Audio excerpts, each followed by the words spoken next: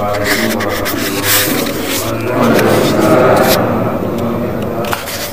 الله تعالى ولشفاعة رسوله وخليله وحبيبه محمد صلى الله عليه وسلم على ما نوينا وعلى ما وصلنا الصالح بنيتنا الله تعالى يبلغ مقاصدنا ويسر أمورنا دنيانا وأخرانا الحضرة من هدينا الفاتحة لهم ذكرنا اسمعوا بهذا المجلس صن جميع مؤلف كتبنا المخلصين ومشايخنا في الدين شبيب جمرة سلم وفروع من الله تعالى تغشانا وتغشى برحمة المغفرة الفاتحة. بسم الله الرحمن الرحيم الحمد لله يا صراط الذين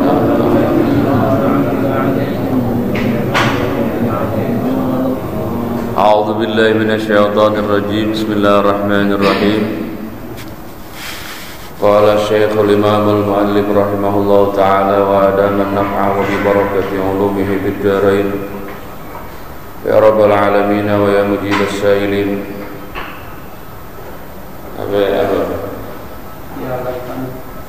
يا ليتني فيها جزعني.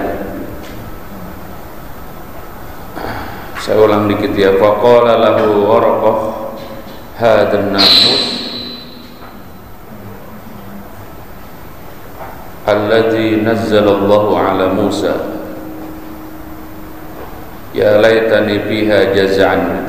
Ya laitani, seandainya aku fiha padanya nubuwah, yaitu jaza'an masih muda, jaza'an masih. Ya laitani, seandainya aku, yaitu aku adalah aku, yaitu hayyan, masih hidup. Idh yukhrijuka, ketika mengusir akan engkau siapa qaumuka, kaum engkau. Faqala, maka bersabda siapa Rasulullah sallallahu alaihi wasallam, awa mukhrijiyahum, awa mukhrijiyah, apakah yaitu mengusir akan aku hum, adapun mereka kaum. Qala, berkata siapa Waraqah bin Naufal, na'am ya mukhrij, na'am ya mukhrij. Lam ya'ti, lam ya'ti, tidak datang siapa rajulun, seseorang, qattu, zaman dulu, zaman yang telah lewat, qattu. Lam ya'ti bimithli ma, seumpamanya perkara jita yang mendatangi engkau bihi dengannya ma, illa udiya, kecuali dimusuhi siapa rajul, illa udiya, kecuali dimusuhi siapa rajul. Wa iyudrikni, dan jika menemukan akan aku, wa iyudrikni, dan jika menemukan akan aku apa yaumuka, hari kamu, hari diusirnya kamu, ansurka, maka bakal menolongi aku akan engkau, nasran, akan pertolongan, apa bacanya? Muazzar. Apa? Muazzar. Muazzaran, hal keadaan dengan sebenar-benarnya pertolongan. Tsumma lam yanshab, kemudian tidak menjumpai sore hari. Tsumma lam yanshab, kemudian tidak menjumpai sore hari siapa Waraqah bin Naufal, antu waffiya, karena diwafatkan siapa Waraqah bin Naufal, wafatara, dan tertunda apa al-wahyu. Hadirin, ini masih lanjutan dari peristiwa turun pertama kalinya wahyu. Jadi Quran yang kita baca ini ternyata turun awalnya itu enggak sederhana. Jadi lewat proses panjang yang sangat dramatis. Terakhir kita baca itu hadis waktu Nabi itu merasa ketakutan karena didatangi malaikat Jibril, sehingga akhirnya Nabi pulang ke rumah Khadijah. Dan saat itu Nabi merasa demam sehingga Nabi minta diselimutin, zammiluni, sehingga turunlah surat Al-Muzammil. Kemudian kali kedua pengalamannya sama, ke Gua Hira, begitu lagi. Terjadi lagi goncangan hebat, pulang lagi ke rumah Khadijah. Kemudian demam hebat, minta diselimutin lagi. Dathiruni sama. Zammiluni dengan dathiruni sama. Maknanya minta diselimuti. Maka turunlah surat Al-Muddathir. Jadi kedua surat itu memang punya kaitan erat terkait turunnya awal kali wahyu. Sehingga kemarin kan ceritanya Nabi kita itu dibawa diajak sowan ketemu dengan Waraqah. Waraqah itu seperti yang sudah saya informasikan adalah satu-satunya orang yang masih berpegang teguh kepada ajaran Nabi Isa. Jadi cara kitabnya masih kitab Injil asli. Cuman saat Nabi ketemu Waraqah itu, Waraqahnya udah tua. Iyalah, dia ngalamin Nabi Isa, ngalamin ajaran Nabi Isa. Ya kayak sekarang kalau ada orang, gue masih ikut perang dulu, berarti orang itu udah tua sekarang. Ada yang ngikut perang yang zaman dulu, ada nggak? Saya ikut dulu perang, main pakai peletokan zaman dulu, perang-perang. Aki-aki itu cerita kita tawa mulu nih yang masih bocah, yang masih muda, karena ceritanya yang kita kagak nyambung semua. Gue zaman jalan dari sini ke Mester, kita kata hebat banget tuh aki-aki. Ya kagak hebat, emang kagak ada mobil. Kagak ada mobil. Kalau sekarang tuh aki-aki jalan ke Mester baru hebat. Ongkoh dulu kan dia masih muda. Jadi saat Nabi diajak sowan ke rumah Waraqah, yang Waraqah itu tidak lain adalah masih punya hubungan saudara kepada Rasulullah SAW. Kemarin sudah kita urut itu nasabnya, ketemu memang. Maka Khadijah itu kalau ngomong sama Waraqah, ibnu Ammik, ya. Jadi itu bukan berarti dia anaknya pamannya Waraqah, tidak. Memang antara jalurnya Nabi sama jalurnya Waraqah itu ketemu. Masih ingat nggak kemarin ketemunya di siapa? Masih ingat nggak? Nggak dicatat ya?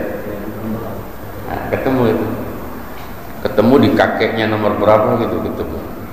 Sama Khadijah ya sama, Khadijah itu kan sama Waraqah itu sepupu. Baik. Nah, yang menarik ketika sampai di rumah Waraqah kan kemarin diceritakan, kamu tidak usah kaget, ya. Kamu itu ya Nabi Muhammad maksudnya. Kata Waraqah, apa yang sudah saya baca itu di dalam kitab Injil yang asli, ya memang akan datang seorang Nabi akhir zaman. Ya kamu ini Nabi akhir zaman. Dan cerita Namuz itu kemarin siapa? Malaikat Jibril. Jadi kalau kita sebut Jibril itu artinya malaikat yang ada di Al-Quran yang disebut oleh kita. Tapi kalau di kalangan orang Yahudi yang ada di kitab Taurat atau Nasrani yang ada di kitab Injil, mereka menyebutnya bukan Jibril tapi apa? Namuz, pakai Z, Namuz. Yang kamu temui di gua itu Muhammad, itu namanya Namuz. Namuz itu berarti apa? Jibril. Yang malaikat Jibril itu ya pernah Allah turunkan menjumpai Nabi Musa, menemui Nabi Isa. Udah gak usah kaget. Nah justru ketika kisah itu disampaikan kepada Waraqah, ada tamanni, ada pengharapan dari Waraqah, ya laitani fiha jaz'an. Ya laitani itu maknanya seandainya. Seandainya itu berarti apa? Berharap ya. Seandainya saat kamu nanti diangkat menjadi seorang rasul, saya masih muda. Agar apa itu? Ya agar saya bisa mengikuti syariat baru yang bernama apa? Islam, kitabnya namanya Quran. Waraqah tuh pengen mengalami itu. Dan Waraqah juga sudah merasakan apa tanda-tanda nggak enak, bahwa sebentar lagi beliau meninggal dunia. Ya laitani biha apa? Jazaan. Satu. Yang kedua, ya laitani akuna hayyan id yukhrijuka qaumuk. Di sini Nabi kita kaget sebetulnya.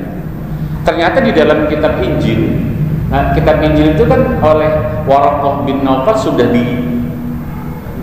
dirisum ya, dirisum. Jadi Waraqah memang cerdas. Di zamannya dia pernah merisum resume itu bacanya apa ya kalau resume itu? Tulisannya resume. Apa kalau kita bilangnya? Ya, risam ya bahasanya. Bahasa Inggris kan begitu. Saya bacanya resume gitu juga. Meringkas isi Injil yang pokok-pokok, yang penting-penting. Nah, ketika diringkas itu ada informasi bahwa kamu Muhammad nanti Nabi yang akan diusir oleh kaummu. Padahal belum terjadi. Tapi karena peristiwa itu diinformasikan oleh Waraqah di dalam kitab Injil, ya pasti benar ya. Dan ternyata terjadi ya. Nabi diusir dan lahirlah peristiwa hijrah. Maka cara Waraqah ini berharap, ya Allah seandainya saya ini kembali muda gitu, supaya saya terlibat sebagai apa? Orang yang akan nolongin kamu, mendampingi kamu gitu. Itu harapan-harapan dari Waraqah. Ya laitani akuna hayyan id yukhrijuka qaumuka. Seperti itu. Mendengar informasi dari Waraqah bahwa nanti Nabi kita akan diusir, ya kagetlah Nabi kita. Faqala maka bertanya siapa Rasulullah SAW, awa mukhrijiyahum. Ini hamzahnya hamzah istifham. Mukhriji pakai ya, mutakallim wahda, dia jadi khabar muqaddam. Hum mubtada muakhar. Apakah mengusir akan aku? Hum adapun mereka bakal mengusir saya. Kalau cara saya Waraqah ngomongin gitu. Itu ya, iya. Kagak ada situ yang jangan nyari. Biar peristiwanya itu langsung tergambar gitu loh, biar enak, biar nyambung gitu. Oh ada ya, kola na'am ada itu. Namanya artinya apa? Orang kata kita kan orang Gandaria bilangnya na'am itu artinya apa? Iya. Tapi dinasihati oleh Waraqah bin Naufal, lam ya'ti rajulun qattu ya Allah bimithli ma ji'ta bihi illa udiya. Sudah bukan peristiwa aneh Muhammad ketika Allah mengutus seorang rasul ya dari zaman dulu. Pasti rasul itu dimusuhi oleh kaumnya.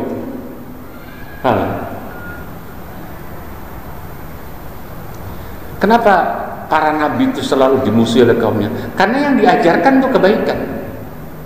Sponsornya ya Allah, malaikat. Kecuali yang disampaikan kejahatan, pendukungnya banyak karena sponsornya setan. Coba ajak orang ngaji gitu, berat. Coba nonton nobar ntar sama kopi segentong, jam 9 nih kita nggak boleh lama-lama ngajinya nih. Rencana saya habis sisa talim saya mau liburin. Ya di kampung Asem, ini mau libur deh. Saya mau nonton bola ini. Ya, ibu dia tahu. Lah Ustadz juga manusia, Bu. Iya. Bener gak Maroko kali ya? Kemarin malam Rebo saya bilang begitu, kayaknya Maroko kalah. Kalah. Lagi datang masih gini malam Rebo. Saya ngomong begitu kemarin. Iya, ya namanya nebak. Terpercaya aja lagi Mas. Jadi bukan hal aneh kalau orang-orang yang membawa kebaikan siapapun, ya Nabi, bu wali, bu ulama, bu ustadz, kalau ngajar kebaikan tuh pasti berat, musuhnya banyak. Nah, kalau jadi ustadz nggak boleh kagetan, jadi ustadz baper, baper ya Pak ya udah berhenti jadi ustadz. Jadi ustadz tuh harus kuat, mantep, nggak boleh baper.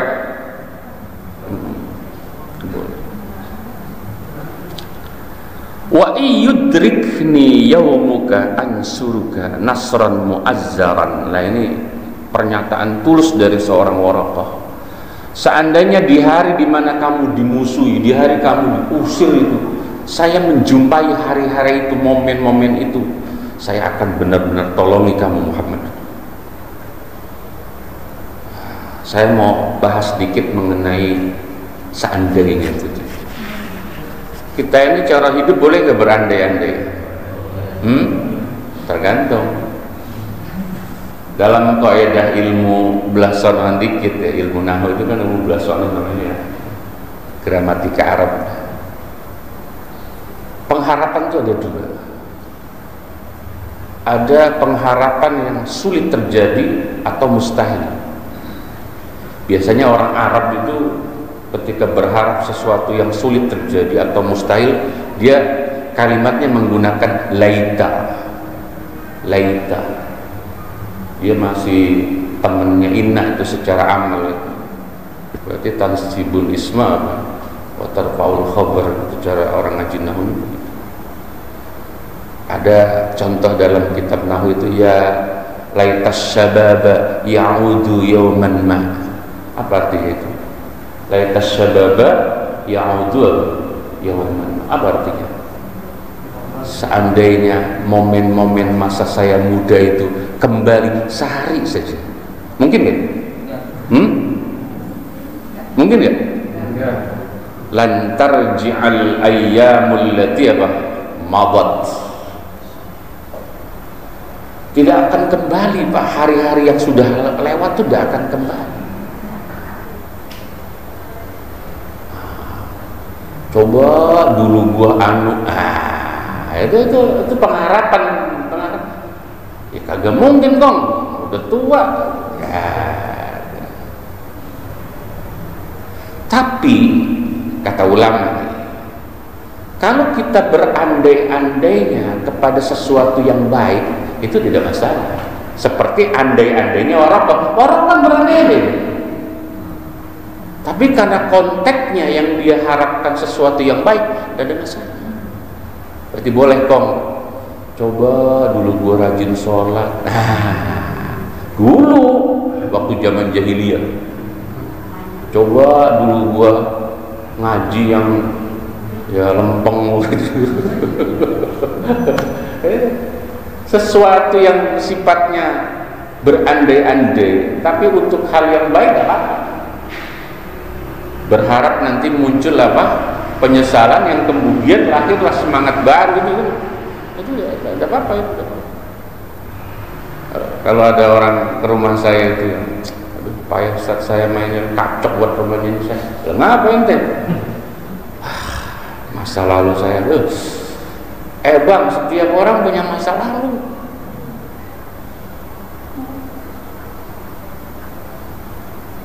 Kita udah nggak usah pikirin dah yang lewat lain ke depannya. Jadi penting ya menyemangati orang untuk terus optimis itu, walaupun masa lalunya. Sebab orang itu kan ada 4 kelompok. Ini saya sampaikan tadi di Harjamukti itu. Saya memberi semangat lah buat majelis itu. Ada orang rajin dari dulu sampai mati, rajin dulu, itu ranking 1 tuh. Dia rajin ngaji, rajin sholat dari dulu sampai mati, itu orang ranking 1 namanya. Ada orang rajinnya pas pensiun, jadi dulu mana? Jadi dulu itu mungkin dia ngayat ke buku lagu, kagak jelas, baru sadar dia. Akhirnya apa? Baru mulai rajin. Itu orang nomor 2, ranking 2. Dulu dia rajin, sekarang nyungsep. Orang nomor 3 tuh. Orang nomor 3 sampai mati dia nyungsep. Itu orang nomor 3. Ada yang nomor 4 emang dari dulu sampai mati nyungsep. Nah, itu orang nomor 4 tuh. Bapak mau nomor berapa? Ya kalau nggak bisa nomor 1, nomor 2 lah. Ada. Karena kita berharap pas kita meninggal kondisinya lagi bagus kan begitu. Itulah makanya nggak boleh apa cara orang nggak boleh putus asa, nggak boleh gitu. Nggak ada orang Islam kamu seputus asa, nggak ada.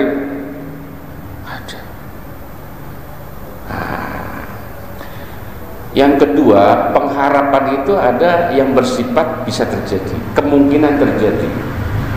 Jadi kita berharap kepada sesuatu yang sesuatu itu mudah terjadi dan kemungkinan besar terjadi.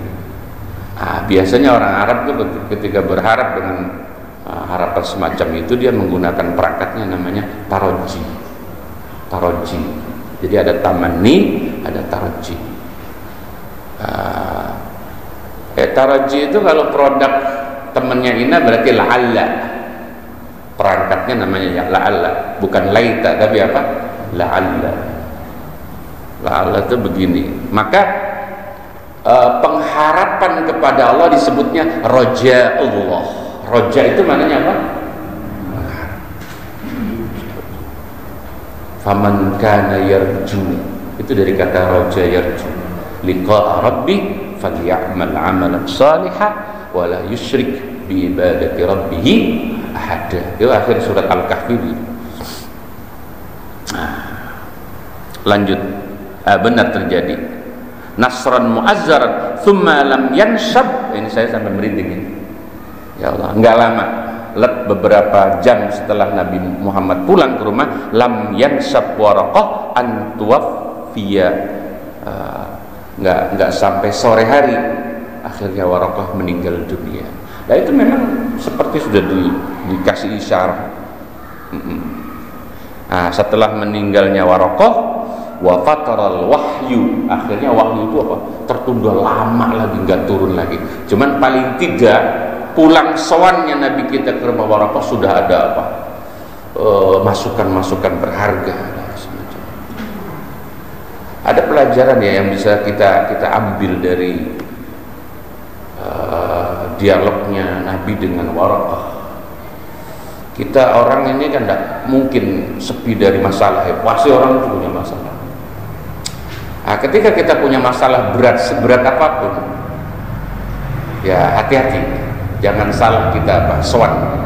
Kita harus sharing kepada ya orang yang kita anggap bisa menyelesaikan atau minimal menguatkan hati kita. Seperti halnya Rasulullah itu kurang pintar apa juga. Rasulullah kurang alim apa, tapi urusan itu beliau masih tetap apa? Sowan. Itu berarti apa? Memang beliau Nabi kita butuh masukan, butuh dorongan.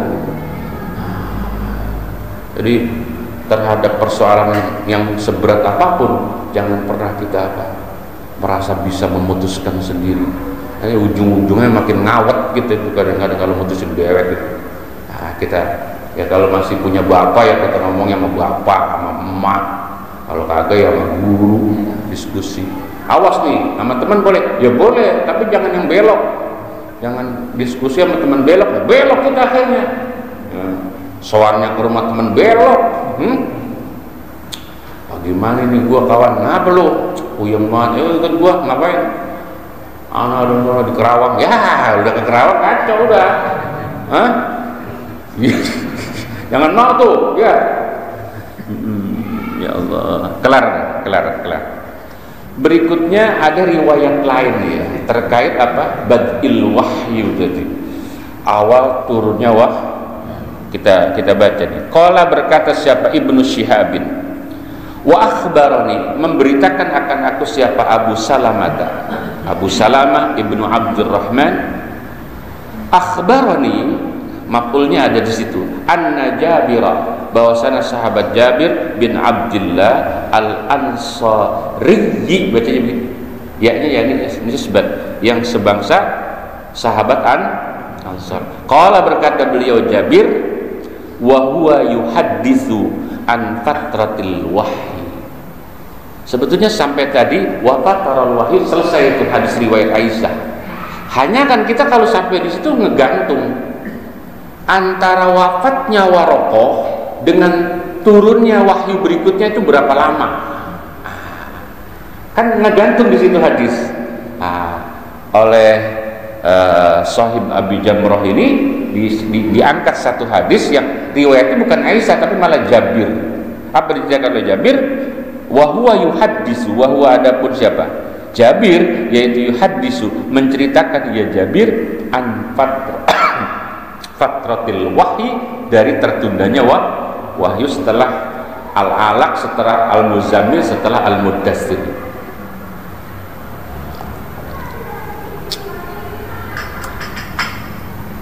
Faqala berkata siapa? Ya Allah ya Karim, ya Allah ya Karim, Nabi. Ini riwayat dari Jabir menceritakan Nabi apa? Menyampaikan tentang fatratil wahyi. Faqala berkata siapa? Rasulullah sallallahu alaihi wasallam fi hadisi, di dalam ceritanya Nabi. Baina ana amsi, baina ana tatkala, adapun aku yaitu amsi sedang berjalan aku, kata Nabi, id sami'tu, tiba-tiba mendengar aku sautan, akan suara, minas samai, dari langit. Berarti ini turun wahyu yang modelnya bukan seperti yang di Gua Hiro. Saya baca komentar lain dari syarahnya ini, antara terakhir Warokoh Naufal wafat dengan turunnya wahyu, ada yang mengatakan, saya baca nih ya, arba'ina yauman, ada yang mengatakan 40 hari. Jadi antara Warokoh meninggal sampai turun wahyu berikutnya itu ada yang mengatakan apa? 40 hari. Maaf nih ya, kalau datanya nggak detail, wajar. Zaman dulu belum ada komputer, belum ada apa, belum ada chip, belum ada. Maka peristiwa zaman dulu tuh kalau simpang siur banyak kaul itu wajar. Maka kita kalau menyampaikan peristiwa dahulu, bisa jadi menurut ulama ini yang angkanya yang benar, bisa jadi yang ini. Tapi substansinya bukan kepada angka. Substansinya apa? Bahwa setelah wafatnya Warokoh, kemudian wahyu itu apa? Tertunda lama. Saya bisa ambil hikmahnya. Dalam goncangan yang luar biasa, kalau seandainya wahyu langsung turun lagi, jeplak Nabi itu. Pak, kita pernah nggak ngerasain dikirimin apa sampai kaget, sampai apa? Sampai apa tuh? Kemeringet tuh, pernah nggak? Panggilan dari polisi apa nggak keringetan? Maaf ya. Itu baru polisi yang ngirim surat. Kalau Allah yang ngirim, coba gitu. Saya ngene. Siapa yang buat contoh yang kagak baper nih ya? Susah ini nyari contohnya. Saya kalau salah jemput orang takut salah. Emang juki dah ente, udah kenal lama, nggak apa-apa ente buat contoh ya. Misalnya ada surat, adresnya buat ente. Besok pagi ente mau gimoper ya Bang? Innalillahi. Kira-kira malam ini nonton bola nggak? Ada surat gitu dari langit bahwa besok pagi ente dead. Ya koit mati. Kira-kira malam ini ngapain? Kagak mungkin, nobar juga mungkin. Tapi yang pertama menurut saya, ketika memang itu surat resmi distempel oleh malaikat Jibril gitu, ya, menyetujui Israel, karena petugasnya kan dia tuh. Ya Allah, begitu melihat itu apa nggak langsung keringat? Sama. Saya ngelihat tertundanya wahyu setelah wafatnya Waraqah. Ada yang mengatakan 40 hari. Itu wajar, waktu yang cukup untuk menguatkan psikisnya Nabi dan lain-lain. Ya, tapi tenang, aman deh. Lagian ini kan udah dapet. Nah, untungnya nggak dapet surat-surat begitu, tahu-tahu koid gitu ya orang. Ya Allah ya Karim. Ada yang mengatakan au bi khamsata asyara yauman au bi salasati ayyam. Ada yang mengatakan komentar turunnya wahyu setelah wafatnya Waraqah itu ada yang bilang 15 hari. Jadi ada perbedaan kaul itu. Ya pokoknya lama gitu aja, nggak langsung besok turun lagi. Jadi secara ini dalam rangka menguatkan Nabi itu seperti itu. Nah, baru nanti pas 40 hari turun lagi, nah baru tuh Nabi udah kuat, udah terbiasa ketemu sama malaikat Namus, malaikat Jibril udah CS akhirnya, udah kenal dah, lu turun, nah udah begitu. Sama kita kalau sering diundang sama polisi juga udah nggak kaget, ngelanggar mulu, baru kemarin udah dipanggil lagi, udah nggak kaget tuh. Kalau yang baru tumben dipanggil polisi tuh astagfirullah, gak bisa tidur ya gitu. Ya Allah. Nah, ini kali berikutnya peristiwa turunnya wahyu setelah tertunda tadi bukan di Gua Hiro lagi. Terjadinya justru saat Nabi lagi jalan. Apa beliau katakan? Baina ana amsi itsamitu sautan minas samai, dari langit. Ini badil wahyi yang kedua berarti ya, setelah di Gua Hiro. Farafa'tu basari, farafa'tu maka mengangkat aku, kata Nabi, basari akan mataku. Ya cara Nabi ada suara nengok ke atas. Ingat nih, yang nengok Nabi bukan kita. Nabi nengok ke atas tembus. Nah, kalau kita apaan sih? Apa layangan? Cara Nabi nengok ke atas itu tembus sampai arsy. Nabi. Lain diceritakan, farafa'tu kemudian mengangkat aku basari akan apa? Pandangan aku. Fa'idhan maka saat itu, saat apa? Ya Allah ya Karim, anak amsi tadi al-malaku, adapun malaikat alladzi ja'ani yang mendatangi siapa malak akan aku bihira'ah di Gua Hiro, yaitu jalisun lagi duduk. Di mana tuh malaikat lagi duduk? Ala kursiyyi, di kursinya Allah. Di mana itu letaknya? Bainas samai wal ard, di antara langit dan bumi. Jadi tiba-tiba ada suara yang Nabi rada paham nih, ini suaranya suara yang gua ketemu di Gua Hiro nih. Bener begitu Nabi ngeliat kata, dia lagi duduk, tapi duduknya di sono, di kursinya Allah. Apa itu? Di antara langit dan bumi, seperti itu. Tapi masih takut aja Nabi itu. Ini riwayat Jabir dirasakan faru'ibtu. Apa faru'ibtu bahasa? Faru'ibtu maka takut aku minhu darinya malak. Faraja'tu kemudian apa? Waduh ini ada kekacauan ini. Bukan. Ini bukan bukan. Kalau yang di Gua Hiro itu kan turunnya Iqra itu ya, Iqra itu. Nah abis Iqra nanti kan baru apa? Al-Muzammil, baru Al-Muddatsir. Nah cerita turunnya Al-Muzammil, Al-Muddatsir itu Nabi melihat malaikatnya di atas langit. Nah yang Iqra itu Nabi ngelihat ketemunya di Gua Hiro. Nah ini cerita mau turunnya Al-Muzammil kalau ini. Nah ini ada kesalahan tadi. Faru'ibtu maka takut aku minhu dari malak. Faraja'tu kemudian kembali aku. Fakultu maka berkata aku kepada Khadijah tentunya, zammiluni akan ucapan zammiluni ya, selimutilah olehmu Khadijah akan aku, zammiluni selimutilah kalian akan aku. Akhirnya fa'anzala, kemudian menurunkan siapa Allah Azza wa Jalla, ya ayyuhal muddatsir, akan apa? Surat ya ayyuhal muddatsir. Sampai berapa ayat tuh? Qum fa'anzir wa rabbaka fakabbir wa thiyabaka fatahhir war rujza fahjur. Berapa ayat tuh? Oh, jadi ini wahyu yang ketiga kali ya. Iqra udah, Muzammil udah. Berarti ini yang Al-Muddatsir. Ya ayyuhal muddatsir, wahai apa? Nabi yang berselimut. Jadi cara Nabi lagi demam berselimut, datang tuh Jibril.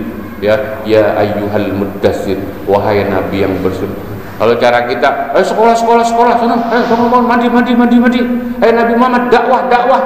Jangan tekurub aja. Itu kalau bahasa kitanya. Cuman kan ngomong begitu sama Nabi songong ya. Dia bilang ya ayyuhal muddatsir, wahai Nabi yang sedang apa? Kum, apa kum? Kum yuk, tangio ya. Bangun. Jangan kekurub aja. Rizki dipatok ayam. Kum.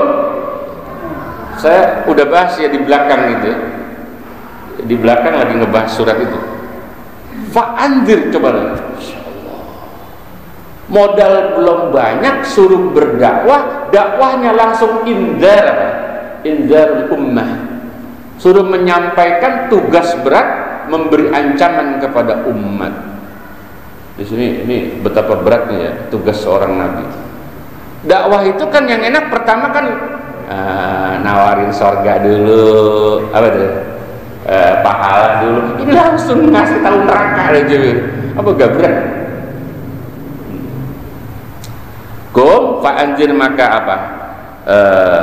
Ancamkanlah olehmu akan kamu tentunya, wa rabbaka, dan akan Tuhanmu, fakabbir, maka apa? Agungkanlah olehmu, wa thiyabaka, dan akan bajumu atau pakaianmu, fatahhir, maka sucikanlah olehmu, war rujza, dan akan berhala. Ar-rujza di mana al-asnam, baik asnam maupun al-awthan ya.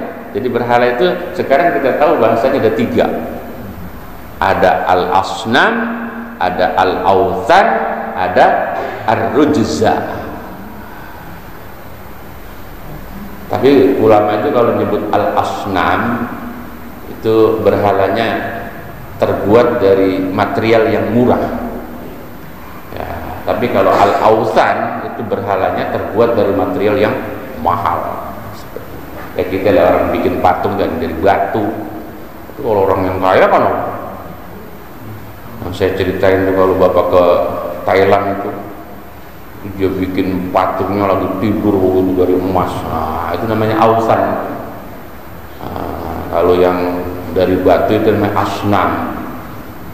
Kalau yang payah banget kan tuh nggak punya duit, pakai tangan dia bikin.